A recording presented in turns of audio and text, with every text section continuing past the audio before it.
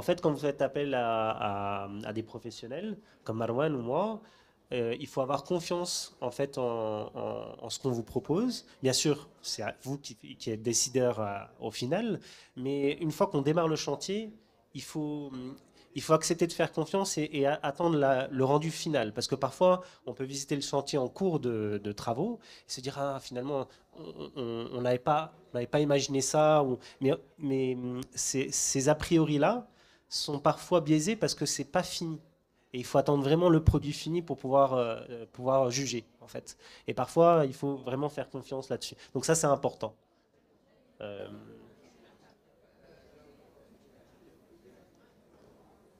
je crois qu'il y avait une question juste avant. Non, c'est bon. Donc, oula, maintenant c'est trop fort. Donc, une fois que le chantier est terminé, la pharmacie n'est pas encore terminée. Parce que maintenant, une fois que on a augmenté l'espace de vente, on a augmenté la disponibilité de pouvoir introduire des nouvelles marques, des nouveaux produits, c'est là où joue ce qu'on avait dit, la stratégie, la rentabilité. Par exemple, nous, là, en ce moment, avec les deux clients qu'on a sur les travaux, comme on est en phase finale, on est dans la quatrième phase qui est le partenariat avec les laboratoires. Okay. C'est sceller les accords. Oui, mais je vous le dis, après vous allez voir, la timeline est complète. Sceller les accords avec les laboratoires. Ça veut dire avec quel laboratoire je vais travailler. Premièrement, pour me différencier. Donc il y a des laboratoires qui sont incontournables. On va devoir les travailler. Mais après, je ne vais pas nommer de laboratoire, donc ne me posez pas la question sur le laboratoire. Il y a des laboratoires qui, en termes de marge, vont être plus intéressants que d'autres, sur des produits similaires. Et il y a aussi la disponibilité du laboratoire. Vous savez que... Alors, on me dit qu'il faut avoir tous les produits de tous les laboratoires. La réponse est non. Parce que sinon, il vous faut une pharmacie de 400 mètres carrés. Voilà, il faut une pharmacie énorme. Non. Oui, mais la demande, on peut la canaliser. Et on va venir. Donc, les partenariats avec les laboratoires, c'est voir, par exemple, on ne peut pas introduire, enfin, ce serait très rare, dans un quartier très populaire, très humble, de mettre des marques de haute cosmétique. Des marques où le sérum coûte 500, 600, 1000 dirhams. Donc, ce type de clientèle, non, non, nous, on parle de la parapharmacie, l'espace. Non, on parle, non, les médicaments, il faut les avoir. Donc, ça, vous êtes obligés. Mais on rappelle que c'est une pharmacie. Moi, je parle de l'espace que vous avez créé, le nouvel espace que vous avez créé. Dans cet nouvel espace, il faut que j'adapte. Si je suis dans une pharmacie qui, au contraire, est dans un quartier où il y a du pouvoir d'achat très fort, je ne peux pas recommander à chaque fois au comptoir des marques premier prix parce que je perds un potentiel de rentabilité, je perds un potentiel de chiffre d'affaires. Mais ça ne veut pas dire toujours vendre cher, c'est vendre plus intelligemment. Et ça, c'est les partenariats qu'on scelle avec les laboratoires, avec vous, bien sûr, parce que c'est vous qui décidez si vous voulez ou vous ne voulez pas telle marque. Et quand vous parliez des médicaments, dans l'aménagement, bien sûr, on tient en compte de la partie du médicament.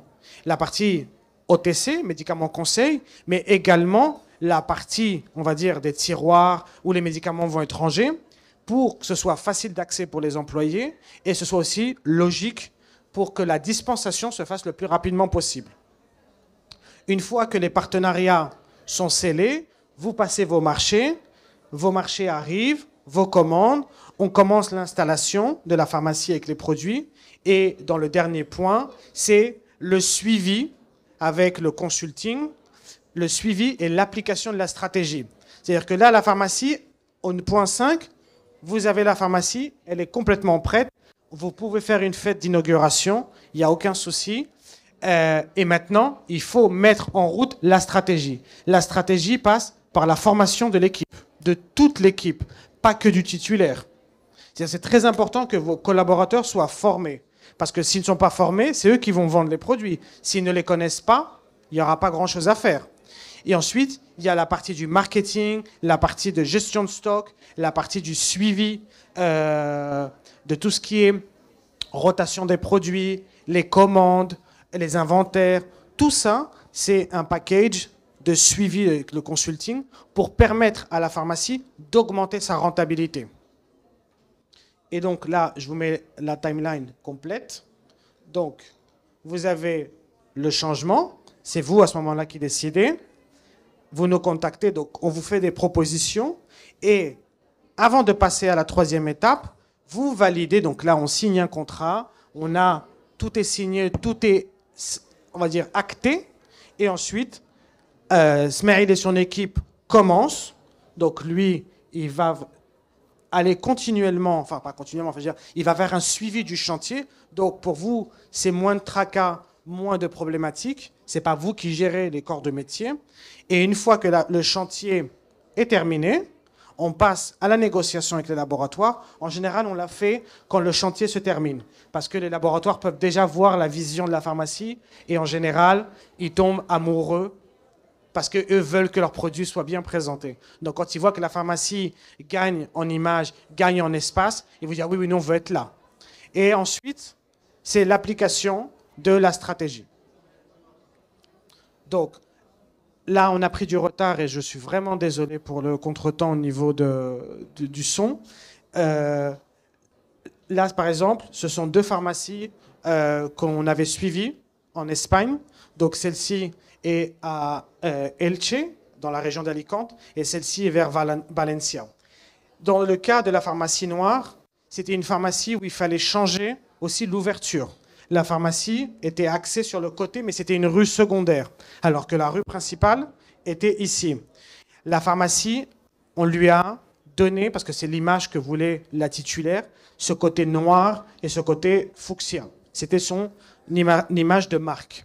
Et donc, la pharmacie, on a développé sur les deux étages, parce qu'à l'étage, il y a les bureaux, la réserve, etc. Et à l'intérieur de la pharmacie, vous pouvez regarder sur Google, il y a les images, Pharmacia María José Hidalgo Elche. Le comptoir est vraiment au fond. C'est-à-dire que la pharmacie, tout l'espace est au client. Les employés, ils ont leur comptoir ici, les tiroirs médicaments, tout le reste, c'est pour les clients. Donc il y a tout. Il y a une zone enfant, vous avez la cosmétique, vous avez l'orthopédie, les vitamines, la nutrition, les services, etc. Et à l'étage, il y a des cabines de services, de cosmétiques, de tests d'intolérance, de diagnostic de peau, etc., etc. Et cette pharmacie-là, la deuxième, Khil Lasser, c'est une pharmacie où ils avaient le local, mais ils n'avaient pas le projet. C'est-à-dire, ils ne savaient pas comment faire. Ils avaient peur de se tromper. Donc, comme on était déjà en train de faire du consulting avec eux dans l'autre pharmacie, et donc on leur a fait une proposition d'aménagement pour que le client ait un parcours dans la pharmacie, qu'il ait envie de venir à la pharmacie et qu'il ait envie de rester. Si vous voyez, il y a une zone, ce qu'on appelle la zone expérience, qui est là, juste là avec les chaises, c'est on invite le client à venir découvrir. C'est un peu le système des Apple Store. Vous rentrez dans Apple Store, ce que vous trouvez en premier, ce sont des tables avec des produits pour les essayer. Vous ne trouvez pas des étagères pour vendre les produits. Donc, c'est ça l'idée, de transmettre l'expérience du produit, du consommateur, pour qu'il ait envie de venir et que, justement, c'est un des piliers pour contrebalancer les ventes en ligne. Parce qu'en ligne, il n'y a pas l'expérience. Il n'y a pas cette proximité, il n'y a pas ce contact. Et des fois, on a envie d'essayer une crème. J'ai vu la crème sur TikTok ou sur Instagram, mais je ne sais pas si elle sent bon, si la texture est bonne pour moi. Bon, et comme les pharmacies n'ont pas cette zone expérience, si moi je trouve une pharmacie qui a cette zone, je vais y aller, je vais aller tester les produits. Et donc là, ce que je vous disais, donc la présentation est terminée.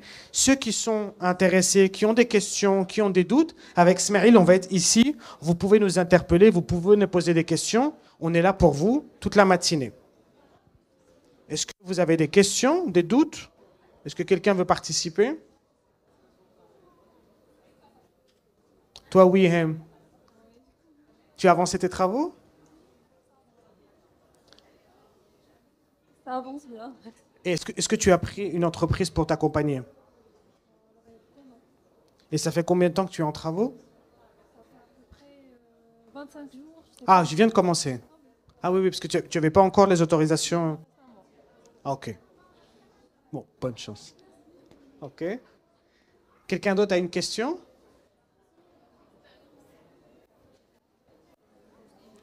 Selon votre expérience, allô? Oui. Plus proche, voilà.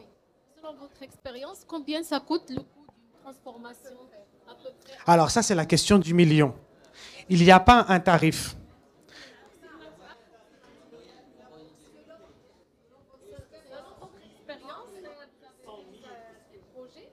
Bah après, ça dépend. Par exemple, je prends le cas. Oui, je vais vous prendre le cas. Par exemple, pour vous donner un exemple sans vous chiffrer, cette pharmacie-là, le local, peu importe, un mur est un mur. Cette pharmacie-là, le local était vide parce qu'elles étaient à côté et ce local était à eux vide. Donc elle n'était pas pressée dans la construction. Elle continuait l'activité sans travaux. Parce que la pharmacie était là et le local à côté, c'est là où ils faisaient les travaux. Donc les clients n'étaient pas dérangés. Les clients ne savaient même pas qu'une pharmacie était en train de se construire à côté. Donc c'était l'effet surprise aussi. Donc elles, ici, elles n'ont pas eu elles n'étaient pas pressées par le temps. Les travaux ont duré plus de 6 mois parce qu'elles n'étaient pas pressées. Ils ont duré 8 mois, je crois. Alors qu'elle était pressée. Elle n'avait que cette pharmacie-là. Donc du coup, elle a dû servir les gens pendant les travaux. On a cassé l'escalier, on a changé l'étage, etc. Donc il y avait du gros œuvre.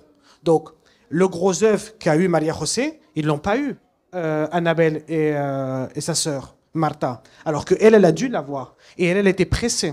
Donc, le budget qu'a dépensé Maria José, pour une pharmacie plus petite, elle lui a coûté plus cher. Parce qu'elle était pressée par le temps, et surtout, le type de travaux. Ici, il n'y avait pas d'escalier à casser. C'est du plein pied. Il n'y avait rien. Et au contraire, ça, c'est une maison. On ne le voit pas, mais c'est une maison. Derrière, il y avait une terrasse, il y avait un jardin. Donc, du coup, on pouvait même exposer tout ce qui était produits chantier derrière. Alors que elle, les produits chantiers, c'était à même la rue. Donc, elle avait une contrainte aussi avec la mairie. Donc, on ne peut pas vous donner un chiffre parce que ça va dépendre de chaque pharmacie et ça va dépendre aussi, on va dire, de la configuration que vous avez autour. Si vous avez... Mais je ne peux pas vous donner... Alors, ça, c'est la question à chaque fois que vous me faites. Ça, on devrait s'asseoir ensemble, voir avec vous exactement qu'est-ce que vous voulez. Est-ce que vous voulez changer le sol?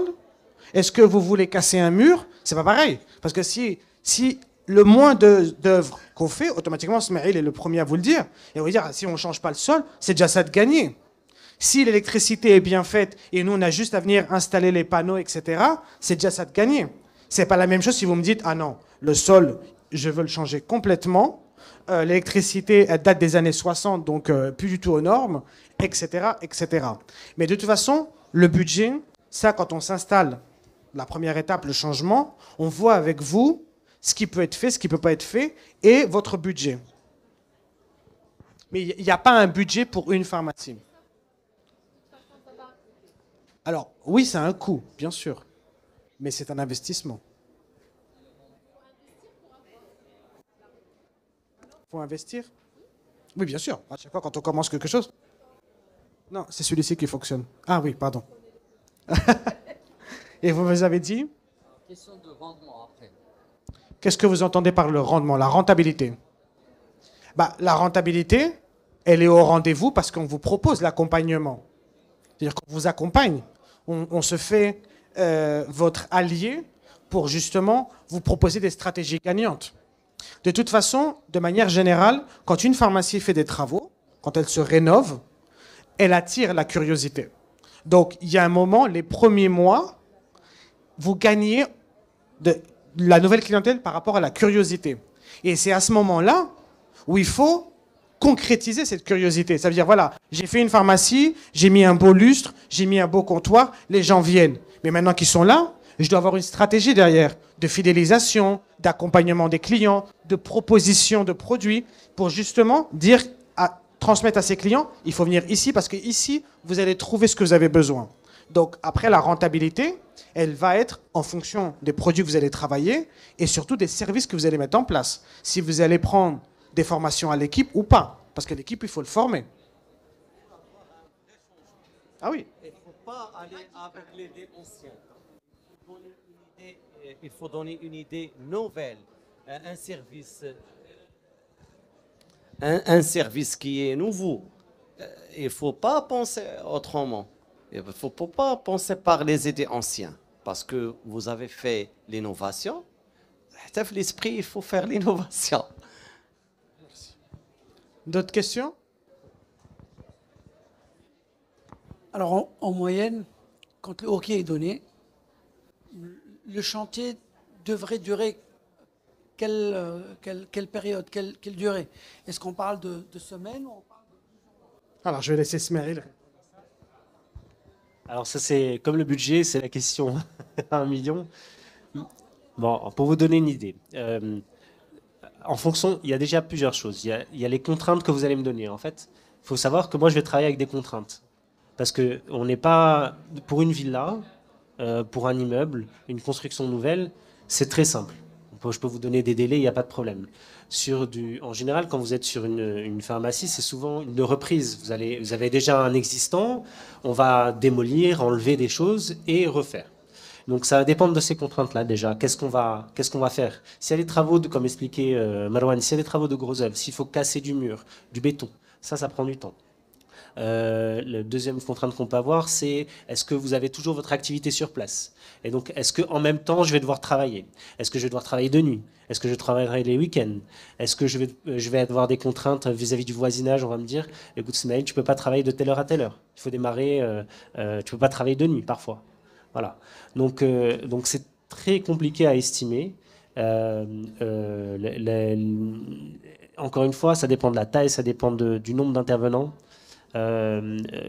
Chaque durée de chantier va être spécifique au chantier. On a des pharmacies qui peuvent se faire en 1 mois. On a des réaménagements qui peuvent se faire même en 15 jours, parce qu'on a le temps, parce qu'on a tout est prêt. Et on a des travaux qui peuvent durer parfois 6 mois ou 4 mois. Donc, bon, j'imagine qu'à moins d'avoir des travaux de rénovation très compliqués au niveau du béton, ça ne devrait pas dépasser 4-5 mois. En moyenne, on a des travaux de pharmacie, parfois ça peut se faire en 1 ou 2 mois. Voilà. Mais je vois mal des travaux de pharmacie dépasser 4 mois, 4-5 mois. Voilà. Merci. Et il y a un autre point qui est important, ce sont les autorisations. Ça veut dire que si vous n'avez pas demandé les autorisations à l'administration et il y a un contrôle qui vient sur le chantier, Smeril et son équipe doivent doivent s'adapter à la législation. Ils vont arrêter les travaux. Donc c'est pour ça que dans toute la timeline, chaque étape est importante. Ça veut dire que nous, on vous dit, on commence les chantiers quand vous avez les autorisations. Parce que nous, on ne peut pas demander.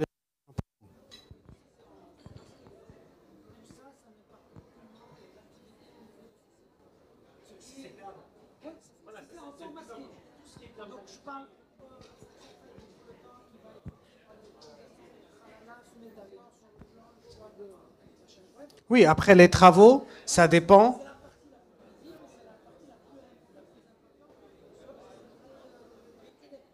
Oui, après ça dépend.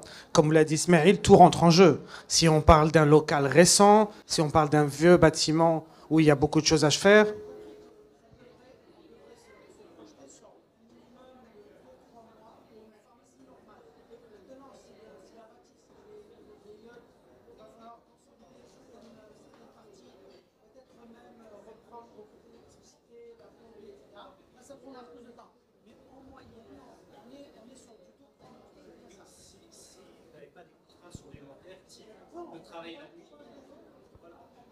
classique? Oui, nous en général, c'est ça. Mais après, avec l'implantation, etc., nous on tire sur 3-4 mois. J'ai une autre question. Vous avez parlé de rendre. Vous avez parlé de rendre l'espace attrayant pour la clientèle, mais aussi pour les laboratoires, les partenaires qui sont là. Alors, j'ai deux questions dans ce sens. Première des choses, pourquoi ne pas inviter les laboratoires vraiment en amont? Parce que peut-être qu'eux, ils ont des choses à offrir, ou ils ont eux-mêmes des contraintes qu'il va falloir inclure. Premier point. Deuxième point, au pire des cas, un partenaire qui est là, qui n'est plus aussi concurrentiel, les habitudes changent, que ce soit les habitudes de la clientèle ou de la prescription. Peut-être qu'il y a un autre partenaire qui est plus fort, plus intéressant. Est-ce qu'il y a cette possibilité de modularité de l'espace? Alors, la modularité, la flexibilité de l'espace, pour nous, c'est indispensable. C'est-à-dire que nous, notre projet d'aménagement des pharmacies, c'est de vous proposer des pharmacies qui vont être modulables. C'est pas vous faire un aménagement qui va être valable 5 ans, 6 ans. L'idée, c'est que vous puissiez adapter votre pharmacie dans le futur en faisant un peu de restyling, on va dire rapide, mais c'est que vous ayez une pharmacie qui soit modulable, qui soit flexible. Après, à la première question, faire participer les laboratoires. Après, ça dépend de l'historique que vous avez. C'est-à-dire, moi, par exemple, nous avons une cliente qui elle a déjà plus de 16 ans sur le marché. Les laboratoires la connaissent. C'est une bonne cliente de ces laboratoires. Donc, quand elle a dit à ces laboratoires, non, je ne fais pas de marché en ce moment parce que je suis en travaux, il fait, qu'est-ce que vous faites? Je fais des travaux d'aménagement, j'agrandis la pharmacie. Comme il y avait déjà une relation commerciale antérieure, les laboratoires lui ont dit, quand vous êtes prêts, contactez-nous. Parce qu'ils connaissent cette cliente. Ils savent qui elle est, ils savent qu'elle a toujours bien payé, elle a toujours bien fait ses marchés, etc. Donc, il y a cet historique-là qui, Smeril et moi, là-dessus, sur votre historique, c'est ce que vous avez laissé sur le marché. OK? Et ensuite, il y a le fait que les laboratoires vont vous dire clairement, on attend de voir. Et c'est logique. Et moi, à chaque fois, je dis, c'est mieux de démontrer plutôt que d'attendre qu'ils vous proposent quelque chose. Ensuite, il y a effectivement des laboratoires qui vous proposent de l'aménagement, qui vous proposent des meubles ou quoi que ce soit. Là-dessus, moi, au niveau du consulting, je ne suis pas pour.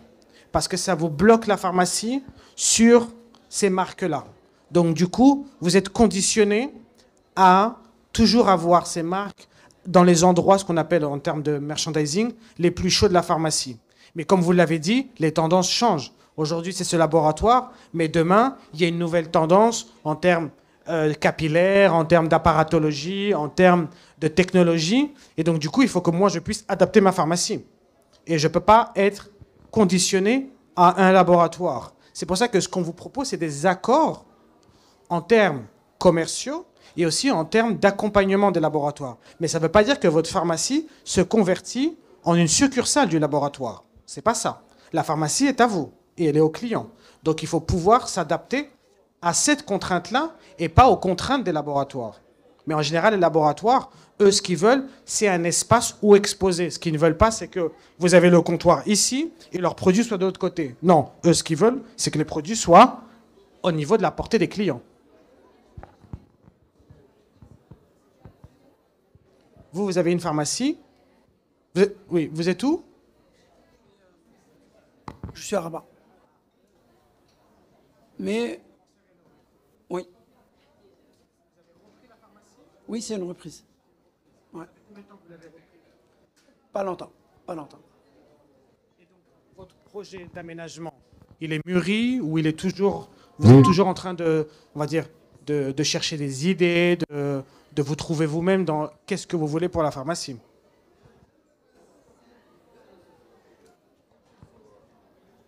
Alors, premièrement, c'est un tout. Moi, j'ai une autre expérience d'un point de vue, je dirais, managérial. Donc, je connais un peu certains aspects de gestion de points de vente. Je suis passé de l'autre côté de la frontière, à savoir l'officine. Alors, il faut rafraîchir l'image, mais aussi exploiter au maximum tout l'espace, avec les contraintes, je dirais, locales. Alors, les laboratoires, certainement, ont besoin que les produits soient à proximité du client, que le client puisse les toucher, se rapprocher, puisse lire, voir, etc. Mais des fois, le pharmacien n'a pas intérêt à que ça soit accessible parce qu'il y a un risque de démarque inconnue, en l'occurrence du vol. Donc, il y a beaucoup de contraintes, il y a beaucoup de choses auxquelles on est confronté. Donc, c'est vraiment une réflexion, je dirais, en permanence. L'idée commence, je dirais, un peu plus à mûrir. Le besoin est là. L'idée est en train de mûrir. Mais, je dirais, le rendu final n'est pas encore prêt dans la tête. Donc, un accompagnement ne peut être que le bienvenu. Ok. D'autres questions?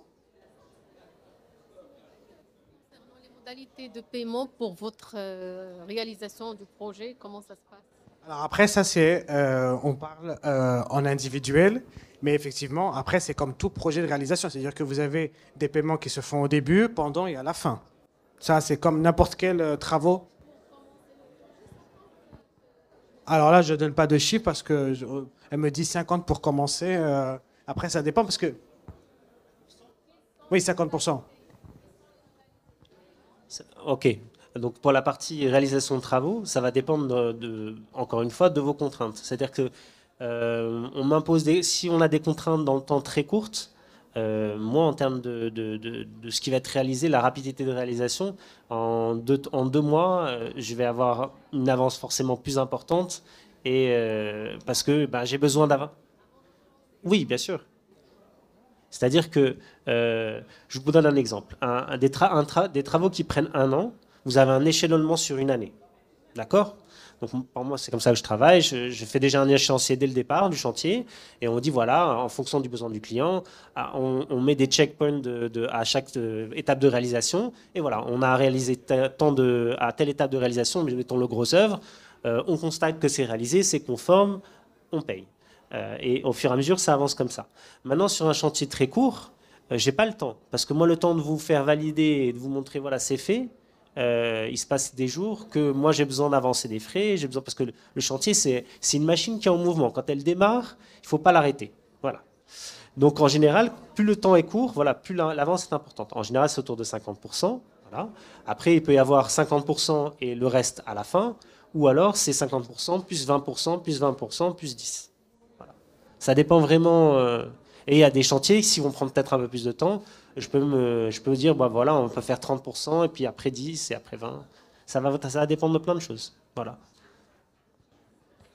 Et puis, pardon. Et s'il y a aussi au niveau des commandes, parce qu'il y a beaucoup de choses qu'on commande au départ du chantier et qui sont livrées qu'à la fin.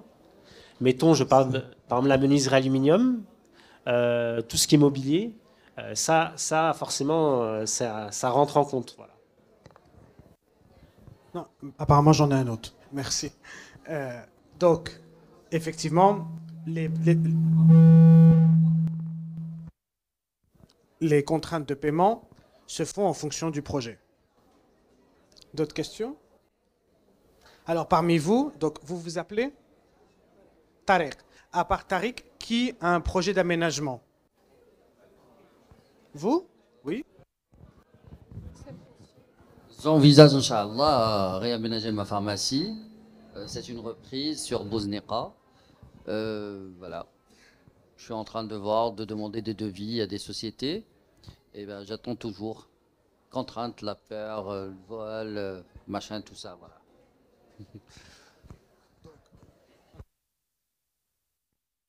Donc, vous avez repris la pharmacie. Maintenant, elle est à vous. 16 ans que vous l'avez repris. Ça fait 16 ans que vous avez repris la pharmacie? Ah oui, donc du coup, c'est pas une reprise récente.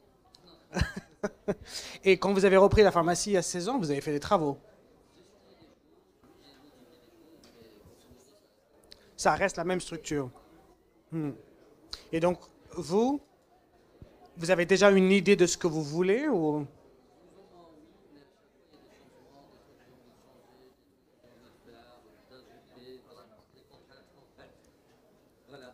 Ok, ok. Oui, il y a Yusra qui prend note pour vous donner justement...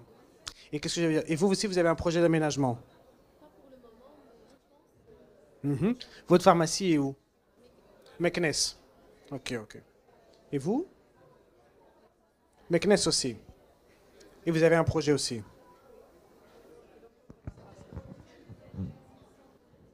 Ça fait salut. Ah, ok. Non, parce qu'on ne vous a pas entendu. Vous êtes à Meknes, vous avez un projet, ça fait longtemps que... On n'a pas rénové. Ah, ça fait longtemps. Et vous avez envie? Oui. Avancer.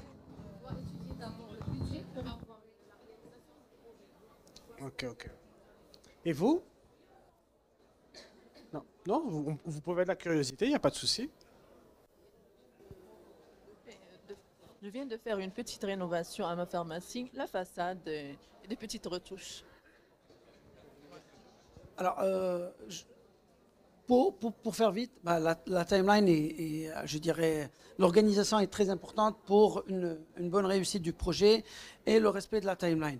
Et je voudrais inviter notre expert Juridique. Réglementation. Aujourd'hui, quelles sont les choses vraiment auxquelles il va falloir faire attention? Quelles sont les autorisations, on va dire, obligatoires? Quelles sont celles qui sont, on va dire, vaut mieux les avoir que de ne pas les avoir, plus de sécurité? Et est-ce qu'il faut le même type d'autorisation, quel que soit le type de rénovation? Si par exemple je veux réagencer mon officine, est-ce qu'il me faut une autorisation bien spéciale? Ou bien, du moment que c'est à l'intérieur, du moment que ce n'est pas structurel, on peut faire ce qu'on veut. Si aujourd'hui je veux changer d'enseigne, est-ce qu'il me faut obligatoirement aviser, informer, avoir une autorisation préalable? Quelles sont les contraintes? Parce qu'aujourd'hui, je dirais les lois, les décrets, les décisions, il y en a tellement qu'on n'arrive pas à se retrouver. Aujourd'hui, tu es sur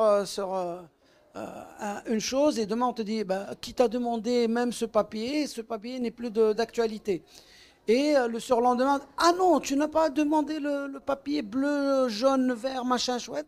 Ah non, il est obligatoire, il fallait le demander 5 ans avant même que tu penses changer d'agencement dans ton officine.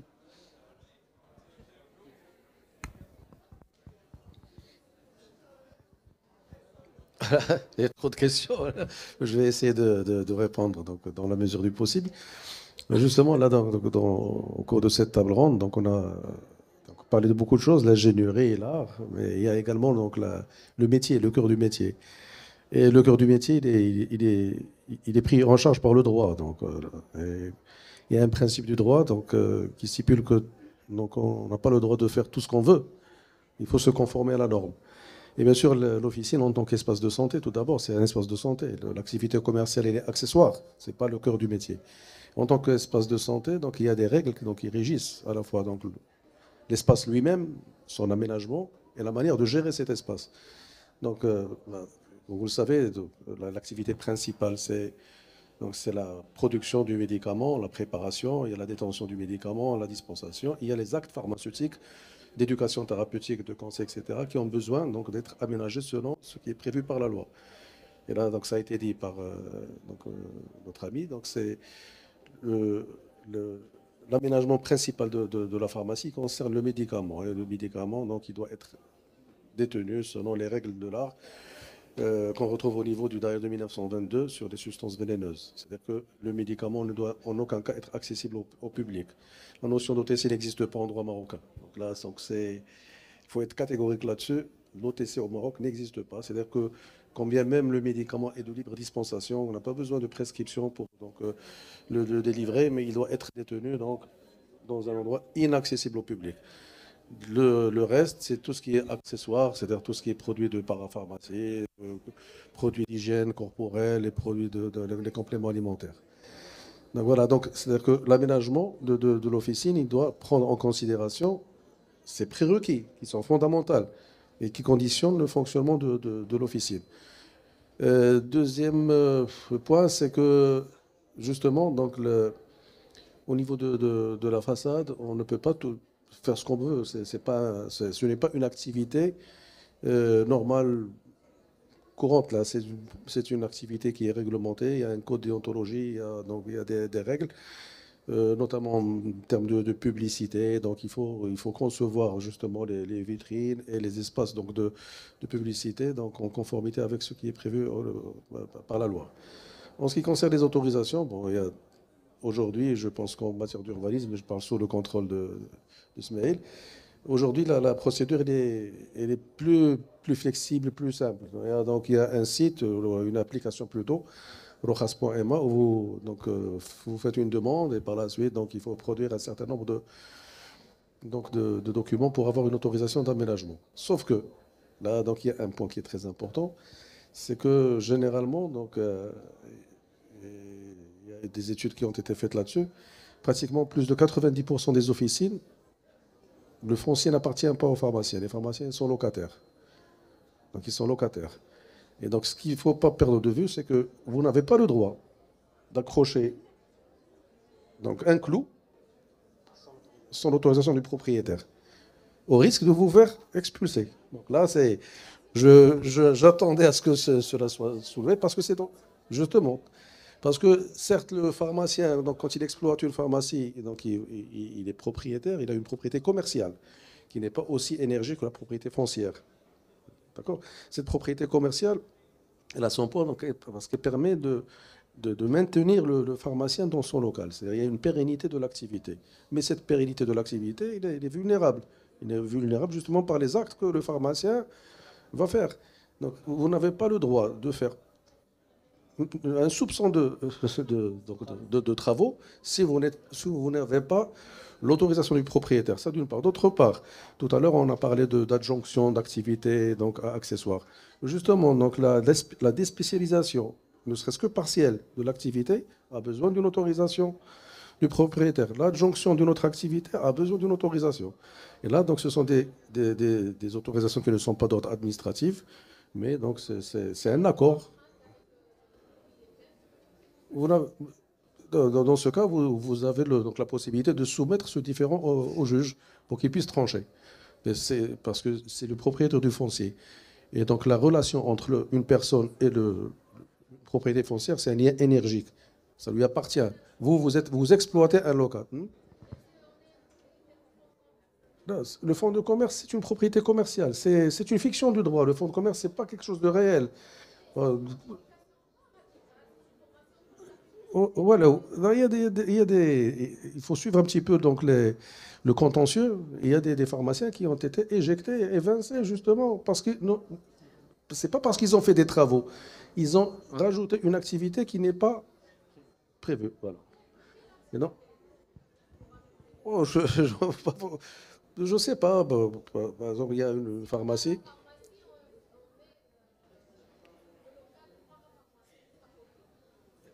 La parapharmacie ne pose pas de problème parce que c'est une activité accessoire à l'activité principale. Ben, c'est un ensemble. D'ailleurs, il y a l'arrêté du ministre de la Santé relatif aux normes techniques.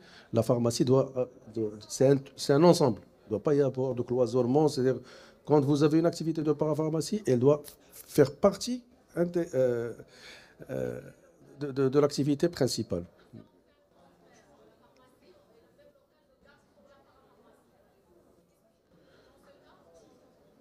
Alors, vous avez transféré votre fonds de commerce.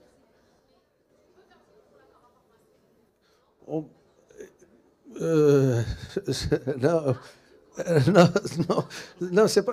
C'est-à-dire qu'il va falloir donc il faut avoir l'autorisation du propriétaire parce que vous avez votre activité principale, vous l'avez transférée ailleurs. Et donc, si vous voulez maintenir la parapharmacie dans ce local, il faut avoir une autorisation du propriétaire. Exactement. C'est pas la même activité. C'est une activité indépendante. Non. L'activité principale, c'est le médicament, c'est les actes pharmaceutiques. La loi 1704, il y a les activités ou les actes de monopole. C'est la préparation du médicament, la détention du médicament, la dispensation, l'éducation thérapeutique, etc. Et à titre accessoire, le pharmacien a le droit de détenir des produits cosmétiques, d'hygiène corporelle, etc. Donc c'est une activité accessoire. L'activité principale, elle est définie clairement au niveau de la loi. Il y en a, c'est en fonction du propriétaire, s'il est averti ou pas. Mais aujourd'hui, les gens donc, ils deviennent de plus en plus avertis. Il y a un autre point pour lequel je voulais dire un petit mot. Je commence à...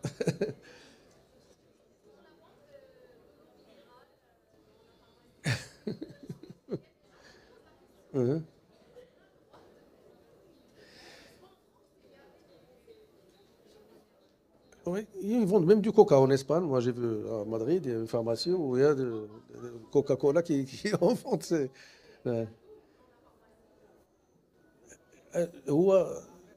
Tant que le produit qui est mis, donc qui est offert au public, n'est pas en contradiction avec donc, les principes de l'activité elle-même et qui n'est pas contraire au droit, je pense qu'il n'y a pas de problème. D'accord ? De l'eau minérale, il n'y a pas de problème. Donc il n'y a pas de... Hmm.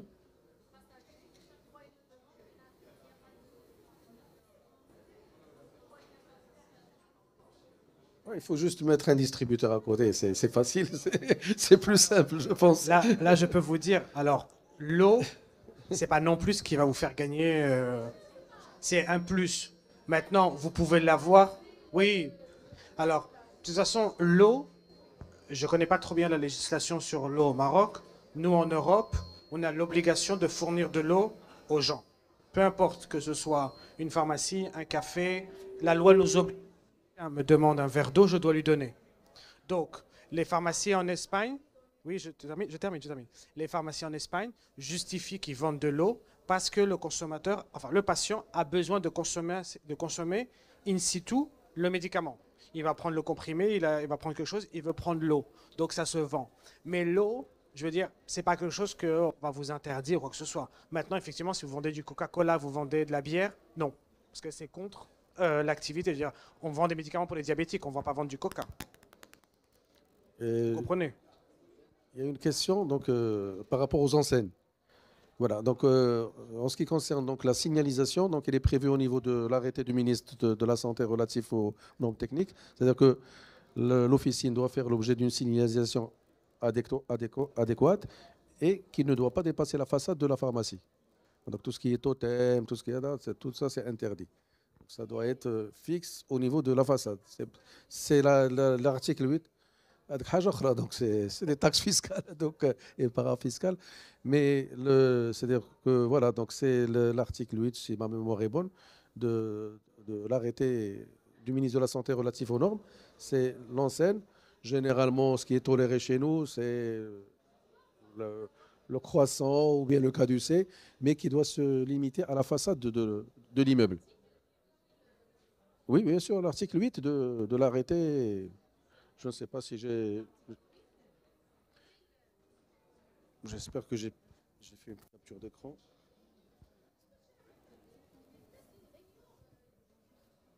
Voilà, donc c'est l'arrêté 902-08 du ministre de la Santé, donc relatif aux normes techniques d'installation de salubrité et de surface relatives au local. Au local devant abriter une pharmacie. Et toujours dans le même sens donc de ce que nous sommes en train de voir, c'est que cet arrêté lui-même, donc, il prévoit une superficie minimum de 26 mètres carrés. Et 26 mètres carrés, je pense qu'on ne peut pas faire grand-chose. Toutes ces belles choses ne peuvent pas se réaliser dans un espace aussi petit que... Donc voilà, donc il faut penser à avoir voilà, des locaux assez spacieux. Voilà. Je voudrais juste ajouter, vous me dites si je me trompe, mais par rapport aux autorisations dont vous parliez pour les travaux, il y a deux types d'autorisations. Le premier, c'est l'autorisation de petits travaux, donc pareil sur l'ORAS, où on peut faire en fait ce qu'on appelle des travaux de simple d'aménagement. On peut refaire le plafond, on peut refaire le sol, changement électrique, etc. Mais on ne peut pas toucher à tout ce qui est structurel et tout ce qui est dur. C'est-à-dire que même casser une cloison, même qui ne porte rien, on n'y a pas droit. Ensuite, si vous voulez toucher vraiment au dur, à la structure, il faut faire passer par un permis modificatif. Et ça, c'est obligatoirement par un cabinet d'architecte. Et là, c'est toute une autre démarche. Voilà. Il faut savoir que ça, c'est très important. Pour ne pas perdre le fil, justement, le code du médicament de la pharmacie, donc dans ses dispositions relatives à l'officine, tous les travaux, quand vous avez l'intention d'entamer des travaux, vous devez informer l'administration et le conseil de l'ordre. Il faut les informer. Donc, je ne sais pas si on arrive à trouver la disposition.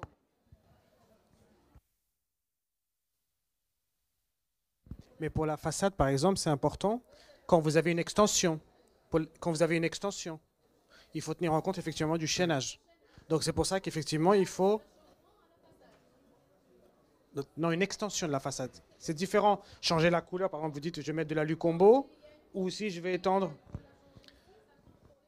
Exactement. Donc, ça, il faut le voir avec le conseil de l'ordre. On va lire tranquillement la disposition pour avoir donc l'esprit tranquille.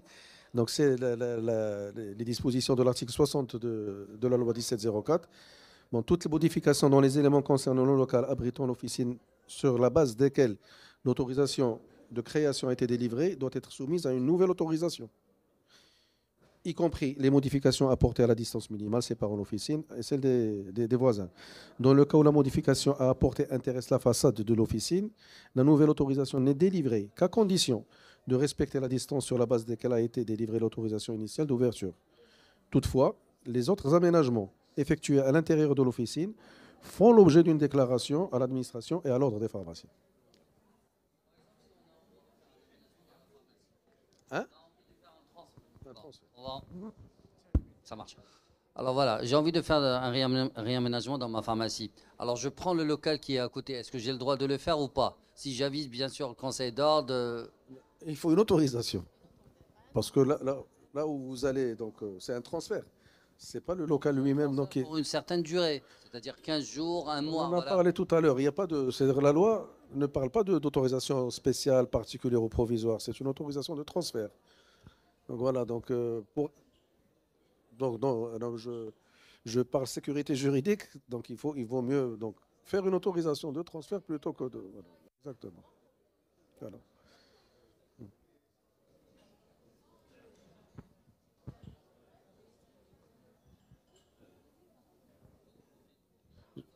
C'est bon? D'autres questions? De toute façon, on va laisser le plateau télé.